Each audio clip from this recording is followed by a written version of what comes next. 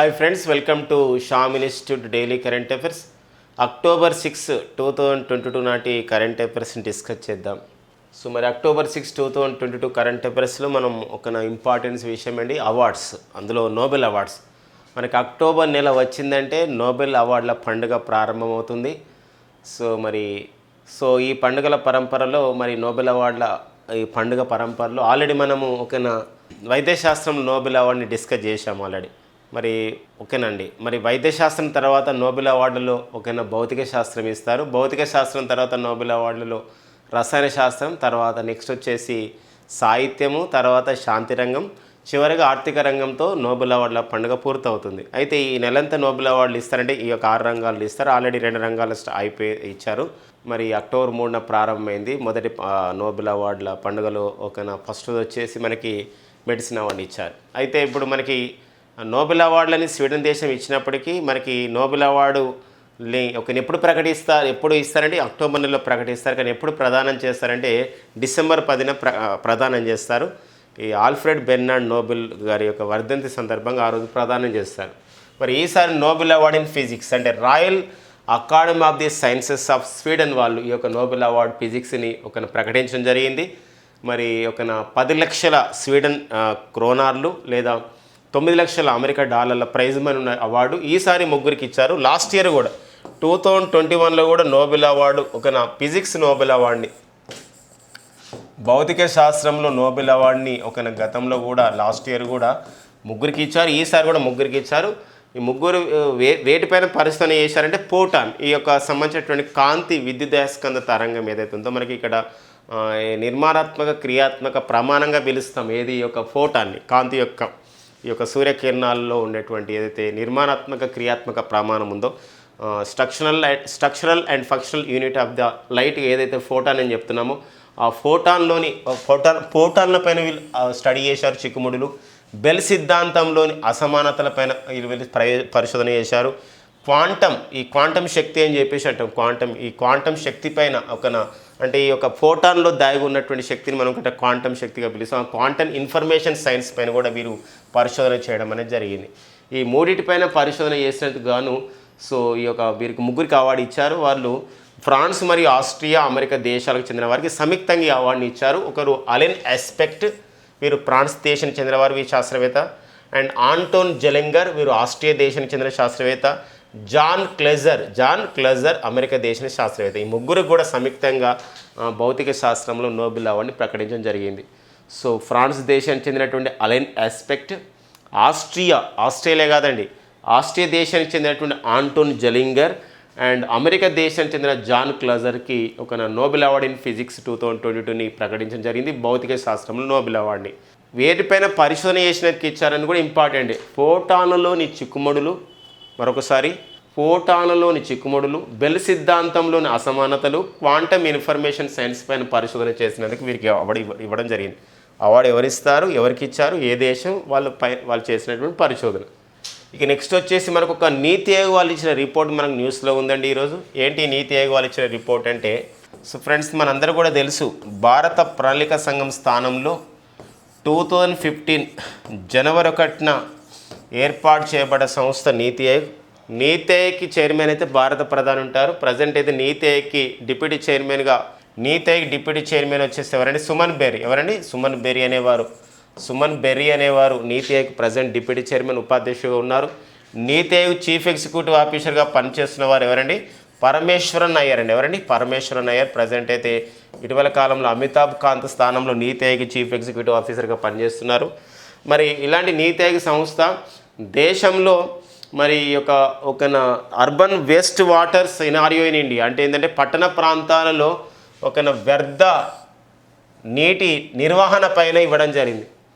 Friends గమనించాల్సిన అవసరం చాలా ఉంది ఈ విషయం. ఎందుకోసం అంటే ఇటీవల కాలంలో మనం గత క్లాస్లో డిస్కస్ చేసాం. ఇటీవల కాలంలో ఈ సమర్థవంతమైనటువంటి మురికి నీటి నిర్వహణ సరిగా లేనందుకు తెలంగాణ రాష్ట్ర ప్రభుత్వానికి జాతీయ హరిత ట్రిబ్యునల్ 3,825 రూపాయల భారీ జరిమానాను కూడా విధించడం జరిగింది. ఓన్లీ తెలంగాణ కాదు, చాలా రాష్ట్రాలు ఆ యొక్క ఉన్నాయి.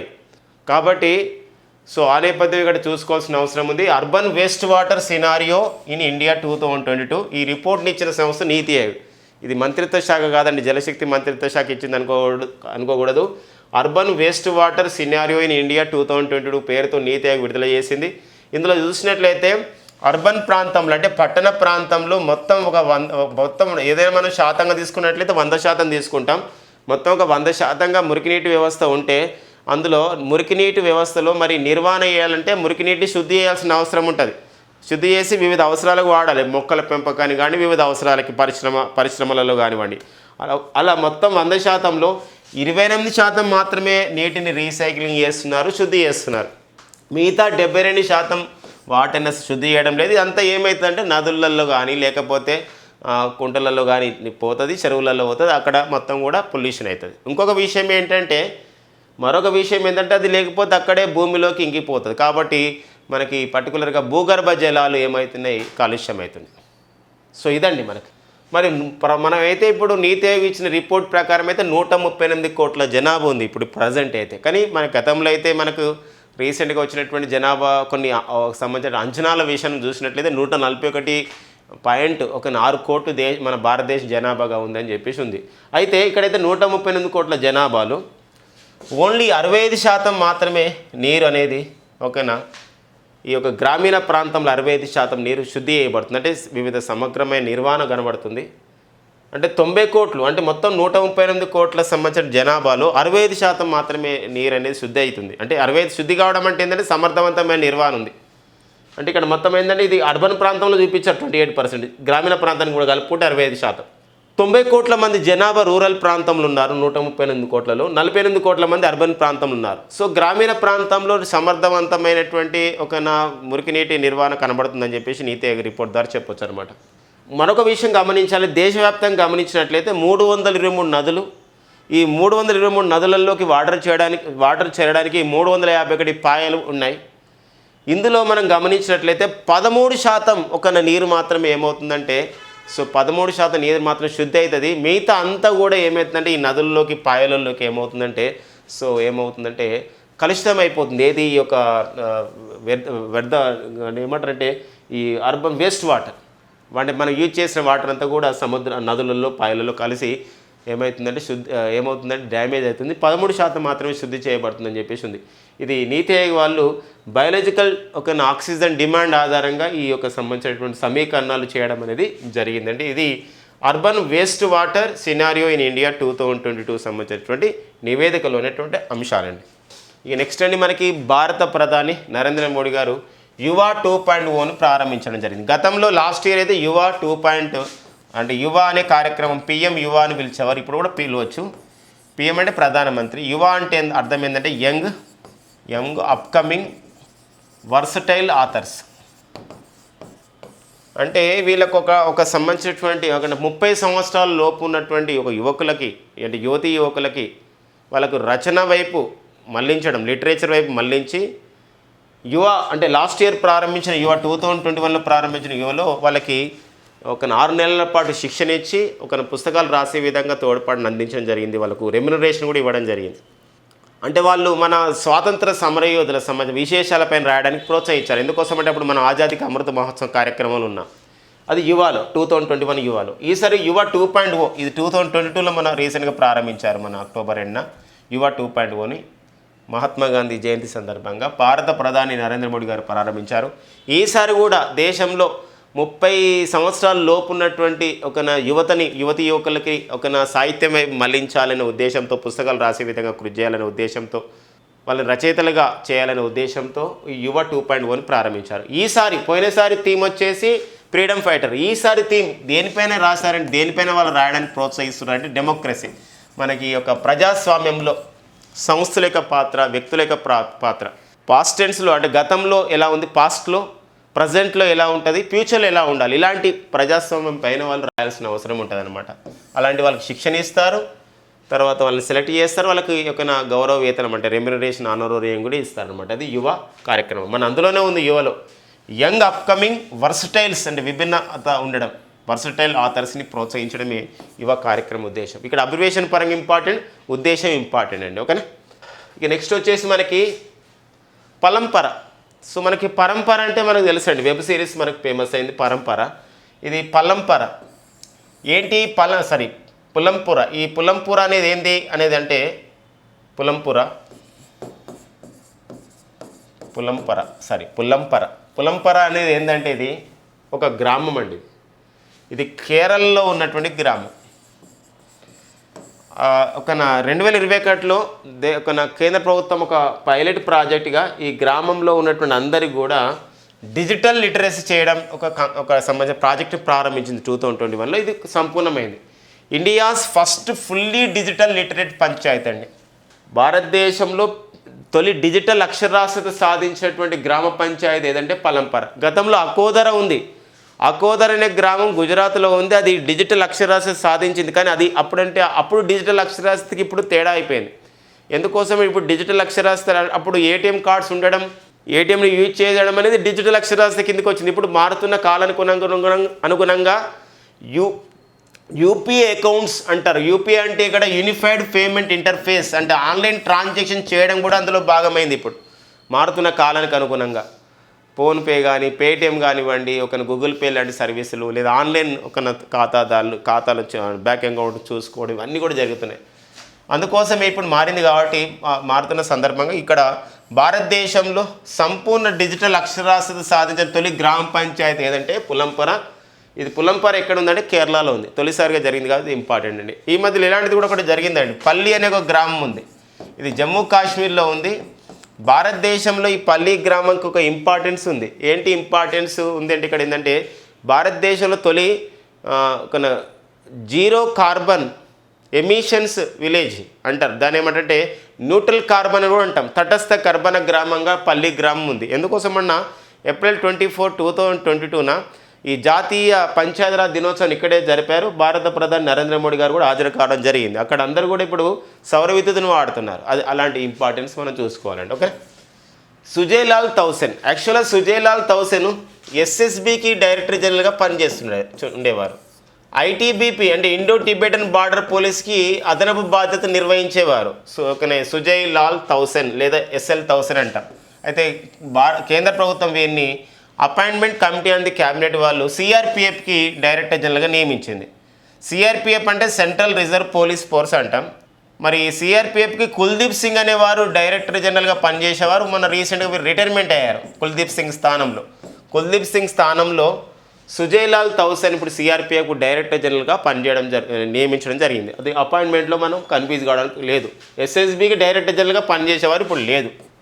ఇప్పుడు ఎస్ఎస్బి డైరెక్టర్ జనరల్గా ఉన్న సుజయ్ తౌసెన్ మొన్నటి వరకు ఐటీబీపీ కూడా అడిషనల్ ఛార్జ్గా ఉండేవారు. ప్రజెంట్ అయితే కేంద్ర ప్రభుత్వం సిఆర్పిఎఫ్కి డైరెక్టర్ జనరల్గా నియమించింది. ఎవరి స్థానంలో? కుల్దీప్ సింగ్ స్థానంలో. మరొక అపాయింట్మెంట్ ఉంది, అనీష్ దయాల్ సింగ్. వీరు ఐబీలో అంటే ఇంటెలిజెన్స్ బ్యూరోలో స్పెషల్ డైరెక్టర్గా పనిచేసేవారు ఐబీలో. వీరిని ఐటీబీపీకి డైరెక్టర్ జనరల్గా నియమించింది. ఇండో టిబెటన్ బార్డర్ పోలీస్కి. ఇండో టిబెటన్ బార్డర్ పోలీస్కి డైరెక్టర్ జనరల్గా పనిచేస్తున్న సంజయ్ అరోరా వారు ఢిల్లీ పోలీస్ కమిషనర్ అయ్యాడు. కాబట్టి ఆ నేపథ్యంలో ఇక్కడ చూసుకోవాల్సిన అవసరం ఉంటుంది అనమాట. కాబట్టి అనీష్ దయాల్ సింగ్ ఎవరంటే Indo Tibetan border police director general. Present డాటాను గుర్తుపెట్టుకోండి. Present information. సిఆర్పిఎఫ్ నూతన డైరెక్టర్ జనరల్ సుజయ్ తౌసెన్. ఐటీబీపీ నూతన డైరెక్టర్ జనరల్ అనీష్ దయాల్ సింగ్ అండి. నెక్స్ట్ వచ్చేసి 1985 నుండి భారత సైన్యంలో భారత వైమానిక దళంలో విశేషంగా కృషి చేస్తున్నటువంటి విమానాలు MiG-21 అండి. గతంలో అభినందన్ వర్ధమాన్ ఈ MiG-21 ద్వారానే ఈ యుద్ధ విమానం ద్వారానే పాకిస్తాన్కి చెందిన F-16 యుద్ధ విమానం కూల్చివేయడం ద్వారా కూడా ఈ విమానం చాలా వార్తల్లో నిలిచింది. మరి మారుతున్న కాలానికి అనుగుణంగా మన దేశం కూడా సాంకేతికత సాధించింది. ఆత్మనిర్భర్ భారత్ అభియాన్ ద్వారా ఇప్పుడు మనం లాస్ట్ కరెంట్ అఫైర్లు డిస్కస్ చేసాం. తేజస్ యుద్ధ విమానాలు మనం సొంతంగా తయారు చేసుకుంటున్నాం. ప్రచండ అనే యుద్ధ హెలికాప్టర్లు కూడా మనం తయారు చేసుకుంటున్నాం. ఇలాంటి నేపథ్యంలో భారత వైమానిక దళంలో ఉన్నటువంటి 51 స్క్వాడ్రన్, దీనికి మరొక పేరు స్వాన్ డార్మ్స్ అంటాం. ఏదండి స్వాన్ డార్మ్స్. ఇది చండీగఢ్ కేంద్రంగా పనిచేసే 1985లో. 1986 నుండి ఇది జమ్మూ కాశ్మీర్లోని శ్రీనగర్గా మార్చారు ఈ యొక్క స్క్వాడ్రన్ని, ఈ గ్రూప్ని. అందులో MiG-21 యుద్ధ విమానాలు అందులో ఉండేవి. ఆ MiG-21 యుద్ధ విమానాలు ఏవైతే 51 స్క్వాడ్రన్లు ఉన్నాయో దీన్ని డీకమిషన్ చేశారు. డీకమిషన్ చేయడం అంటే ఏంటంటే విధుల నుండి తప్పించారంటే విధుల్ని ఆ విధంగా వాటిని ఫేర్వెల్ చేశారనమాట, వీడుకోలు పలకడం అనేది జరిగిందనమాట. అంటే ఇప్పుడు ఈ యొక్క MiG-21 యుద్ధ విమానాలు 51 స్క్వాడ్రన్లో ఉన్నవి పనిచేయడం లేదు, ఇవి సో విధుల నుండి నిష్క్రమించడం చేయడం జరిగింది. ఇటీవల కాలంలో విధుల నుండి వైదొలిగినటువంటి IAF చెందినటువంటి భారత వైమానిక దళానికి చెందినటువంటి గ్రూప్ ఏదంటే 51 స్క్వాడ్రన్ లేదా స్వాడ్ ఆర్మ్స్ అంటాం. ఇది ఏ రకమైన యుద్ధ విమానాలు అంటే MiG-21 యుద్ధ విమానాలు చూసుకుంటే ఇప్పుడు లేవన్నమాట, ఇప్పుడు తీసేశారు మొత్తం కూడా. దీని స్థానంలో ఈ కొత్తవి ప్రవేశపెట్టబోతున్నారు. సో MiG-21 అనేది మనం రష్యా నుండి దిగుమతి చేసుకున్నటువంటి యుద్ధ విమానం అండి. ఓకేనా. ఇక నెక్స్ట్ వచ్చేసి మనకి ఫిట్ ఇండియా మూమెంట్ అనేది ఒకటి స్టార్ట్ అయిందండి. అంటే భారతదేశంలో అందరూ కూడా ఆరోగ్యంగా ఉండాలి, శారీరక వ్యాయామం అనేది ఉండాలి, ఎక్సర్సైజ్ అనేది ఓన్లీ క్రీడాకారులే కాదు ప్రతి ఒక్కరు అనేది ఒక భావనతోని కేంద్ర ప్రభుత్వం భారత ప్రధాని నరేంద్ర మోడీ గారు 2021లో 2019లో ప్రారంభించిన కార్యక్రమం ఫిట్ ఇండియా మూమెంట్ అంటామండి. ఫిట్ ఇండియా మూమెంట్ మనకు తెలుసండి. ఇది ఫిట్ ఇండియా మూమెంట్. ఫిట్ అంటే ఇక్కడ ఏంటంటే ఒక ఫిజికల్గా ఫిట్ ఉండడం. మరి ఫిట్ ఇండియా మూమెంట్ యొక్క ఈ ఫిట్ ఇండియా కార్యక్రమం యొక్క 3వ దశ 3.0ని ఈ నెలంతా నిర్వహిస్తున్నారు. అక్టోబర్ 2 నుండి అక్టోబర్ 31, 2022లో నిర్వహిస్తున్నారు. ఈ కార్యక్రమాన్ని న్యూఢిల్లీలోని మేజర్ ధ్యాన్ చంద్ నేషనల్ స్టేడియంలో కేంద్ర క్రీడలు యువజనుల సర్వీసుల శాఖ సమాచార ప్రసార శాఖ మంత్రి అయినటువంటి అనురాగ్ ఠాకూర్, కేంద్ర న్యాయశాఖ మంత్రి అయినటువంటి కిరణ్ రిజిజు గారు ప్రారంభించడం జరిగింది. కాబట్టి ఫిట్ ఇండియా 3.0ని ఎక్కడ ప్రారంభించారంటే మళ్ళీ న్యూఢిల్లీలో ప్రారంభించారు. ఏ స్టేడియంలో ప్రారంభించారంటే major Dhyan Chand national stadium. ఉద్దేశం ఏంటి, ఎవరు ప్రారంభించారు? ఫిట్ ఇండియా ఒక మాసాన్ని ఎప్పుడు నిర్వహిస్తున్నారంటే అక్టోబర్ 2 నుండి అక్టోబర్ 31 వరకు వివిధ కార్యక్రమాలు ఇందులో దేశవ్యాప్తంగా నిర్వహిస్తారనమాట శారీరక వ్యాయామం పైన. ఇక నెక్స్ట్ వచ్చేసి మనకి ప్రజెంట్ అరుణాచల్ ప్రదేశ్ గవర్నర్ ఉన్నారండి. ఎవరండి వారు? బ్రిగేడియర్ బేడి మిశ్రా. ప్రజెంట్ అరుణాచల్ ప్రదేశ్ అండి, అరుణాచల్ ప్రదేశ్ ముఖ్యమంత్రి వచ్చేసి ప్రేమ్ సింగ్ తమాంగ్ అండి. ఒక గవర్నర్ వచ్చేసి బ్రిగేడియర్ బేడి మిశ్రా. న్యూస్లో ఉన్నారు brigadier Bedi Mishra, retired person వీరు. అయితే సత్యపాల్ మాలిక్ మేఘాలయ గవర్నర్గా ఉండేవారు. మొన్న అక్టోబర్ 3న వారు రిటైర్మెంట్ కావడం జరిగింది. కాబట్టి అరుణాచల్ ప్రదేశ్ గవర్నర్గా ఉన్న బ్రిగేడియర్ బేడి మిశ్రాని ఇప్పుడు ఇన్ఛార్జ్ గవర్నర్గా నియమించడం జరిగింది మేఘాలయకి. అది ఈ న్యూస్లో ఉంది. ఎందుకోసం అంటే చెప్పాల్సిన అవసరం ఉంటుంది. కారణం ఏంటంటే సత్యపాల్ మాలిక్ గారు గతంలో బీహార్కి గవర్నర్గా పనిచేశారు, జమ్మూ కాశ్మీర్ గవర్నర్గా పనిచేశారు, గోవా గవర్నర్గా కూడా పనిచేసి మళ్ళీ మేఘాలయ గవర్నర్గా రిటైర్మెంట్ కావడం జరిగిందండి. సో ఈ నేపథ్యం అనేది కొంచెం ఎక్కువ రాష్ట్రాలకు ఉంది కాబట్టి మనం తెలుసుకోవాల్సిన అవసరం ఉంటుంది. ఇప్పుడైతే జమ్మూ కాశ్మీర్కి గవర్నర్ అయితే మనోజ్ సిన్హా ఉండేవారు. మనోజ్ సిన్హా కన్నా ముందు 2019 అక్టోబర్ 31 మనకి ఈ యొక్క జమ్మూ కాశ్మీర్ పునర్వ్యవస్థీకరణ సమయంలో వీరే ఉన్నారు. ఎవరు? సత్యపాల్ మాలిక్ గవర్నర్గా ఉన్నారు అక్కడ. తర్వాత మనోజ్ సిన్హా వచ్చాడు జమ్మూ కాశ్మీర్కి. మరి ఇప్పుడు చూడండి, సత్యపాల్ మాలిక్ గతంలో అంటే మేఘాలయ గవర్నర్గా ఇటీవల పదవి విరమణ పొందిన సత్యపాల్ మాలిక్ గతంలో ఏ రాష్ట్రాలకు గవర్నర్గా పనిచేశారంటే బీహారు, జమ్మూ కాశ్మీర్, గోవాకి గవర్నర్గా పనిచేయడం జరిగింది. అలాంటి నేపథ్యం ఉంది కాబట్టి చెప్పుకోవడం జరుగుతుంది. సో మేఘాలయ ముఖ్యమంత్రి అయితే present Conrad Sangma, Satyapal Malik retirement కావడం జరిగింది మేఘాలయ గవర్నర్గా. ఇప్పుడు ఇన్ఛార్జ్ గవర్నర్గా బ్రిగేడియర్ బేడి మిశ్రా ఉన్నారు. బ్రిగేడియర్ బేడి మిశ్రా రిటైర్డ్ అయితే అరుణాచల్ ప్రదేశ్ గవర్నర్గా పనిచేస్తున్నారు. జనరల్గా అయితే ఇన్ఛార్జ్ గవర్నర్ని అడగరు, కానీ ఈ నేపథ్యం అయితే ఇంపార్టెన్స్ చూసుకోవాల్సిన అవసరం ఉంటుంది.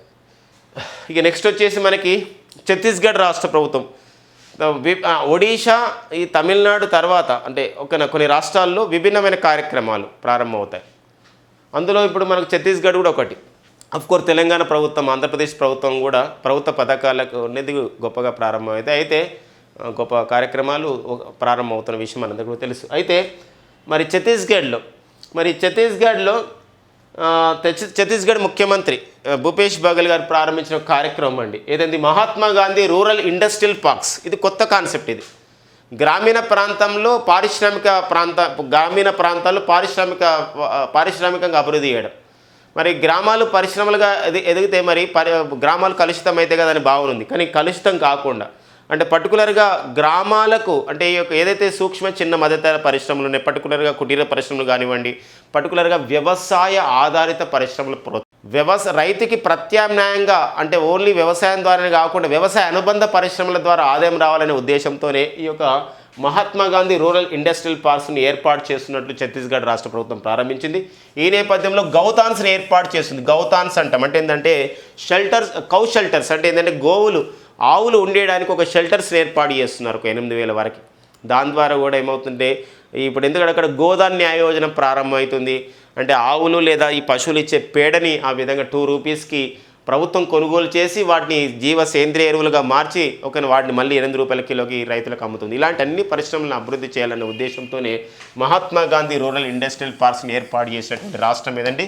ఛత్తీస్గఢ్ రాష్ట్రం. ఓకేనా? ఆ నేపథ్యాన్ని కూడా చూసుకోవాల్సిన అవసరం ఉంటుందండి. నెక్స్ట్ చూద్దాం. ఇక దేశీయంగా ఒక ఫేమస్ అయిన అవార్డు ఉందండి, పుస్తకాల రచయితలకు ఇచ్చే అవార్డు. అది valley of words book awards అంటారండి. ఈ valley of the words book award 2022 అవార్డుని రుద్రాంశు ముఖర్జీ రాసిన పుస్తకానికి ఇచ్చారు. Tagore and Gandhi walking alone walking together. అంటే మహాత్మా గాంధీ మరియు రవీంద్రనాథ్ ఠాగూర్, సో వీరిద్దరి గురించి రాశారు ఈ పుస్తకం. ఒంటరిగా నడిచారు, మరి కలిసి నడిచారని అర్థం వస్తుంది. Tagore and Gandhi walking alone walking together. ఈ పుస్తకాన్ని రుద్రాంశు ముఖర్జీ రాశారు. ఈ పుస్తకానికి valley of the words book award రావడం జరిగింది. సో పుస్తకం ఇంపార్టెంట్, ఏ అవార్డు ఇంపార్టెంట్, రచయిత కూడా ఇంపార్టెంటే.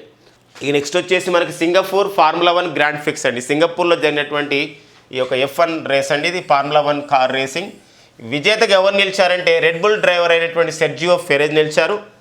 సెర్జియో పెరెజ్ మొదటి స్థానం నిలిచి ఈ కప్పును గెలిచాడు. రెండవ స్థానంలో ఉన్నవారు చార్లెస్ లెక్లర్క్, వీరు ఫెరారీ కార్ డ్రైవర్. మూడవ స్థానంలో ఉన్నవారు కార్లోస్ సెయింజ్ జూనియర్, ఇది మూడవ స్థానంలో ఉన్నారు. కాబట్టి పేర్లు వాళ్ళకి సంబంధించినటువంటి కార్ డ్రైవర్ ఏ సంస్థకు పనిచేస్తున్నారు కూడా ఇంపార్టెంట్ అండి. Singapore formula 1 grand fix 2021 Sergio Perez విజేతగా నిలిచాడండి. సో ఇవన్నీ మనకి అక్టోబర్ 6, 2022 ఉన్న ముఖ్యమైన ఎగ్జామ్ ఓరియంటెడ్ కరెంట్ అఫైర్స్ అండి. Thank you friends and all the best.